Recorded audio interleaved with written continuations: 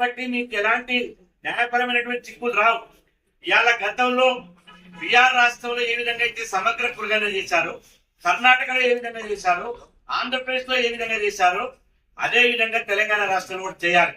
బీహార్ లో చాలా నెలలు పట్టింది. ఎందుకంటే బీహార్ లో వాళ్ళు 13 కోట్ల మంది బీహార్ లో ఉన్నారు. ఇక్కడ కేవలం ఎంతమంది ఉన్నారంటే 3.5 కోట్ల మంది మాత్రమే తెలంగాణ ఉన్నారు. ఇక్కడ బీసీ కుల గణాంకాలు తీయడానికి పెద్ద సమయం పట్టదు. ఇక్కడ రెడీగా యంత్రాంగం ఉంది, ఇక్కడ ప్రభుత్వ యంత్రాంగం ఉంది, ఆల్రెడీ మనకు సాఫ్ట్వేర్ ఉంది.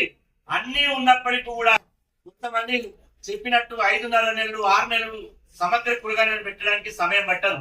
ఒక్క నెల రోజుల్లోనే మొత్తం సమగ్ర కులగణన చేసేటువంటి అవకాశం ఉంటుంది. కాబట్టి దయచేసి రాష్ట్ర ప్రభుత్వానికి, ముఖ్యమంత్రి రేవంత్ రెడ్డి గారికి, బీసీ మంత్రి ఉప ముఖ్యమంత్రి గారికి మేము విన్నవిస్తున్నాం.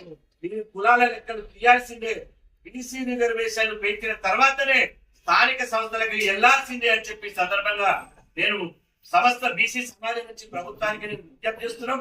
రాహుల్ గాంధీ గారు ఈ విషయంలో కులగణన మీద చాలా కట్టుబడి ఉన్నాడు.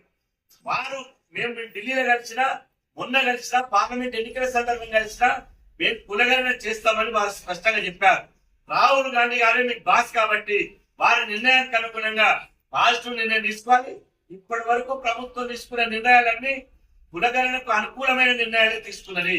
మా యొక్క డౌట్ ఏంటంటే ఎవడన్నా రిజర్వేషన్ వ్యతిరేకులు చెవులల్లా అదేవిధంగా పక్కదారు పట్టించే మాటలు చెప్పి ఇక్కడ సాధ్యం కాదు, మీరు ఎన్నికలకు వెళ్ళిపోండి తర్వాత కులగణన చూసుకున్నామంటే నడవదు. కాబట్టి కులగణన తీయాలి, మీరు ఇచ్చిన మాటను నిలుపుకోవాలి. మీరు ఆగస్టు 31 తారీఖు వరకల్లా రైతుల రుణమాఫీ చేస్తున్నారు. నిన్న గైడెన్స్ రిలీజ్ చేశారు, మాట నిలుపుకున్నారు. ఇలా ముఖ్యమంత్రి గారు మాట అంటే ఆయనకు ఒక విశ్వాసత ఉంటుంది. ఆయన ఖచ్చితంగా రాజకీయాల్లో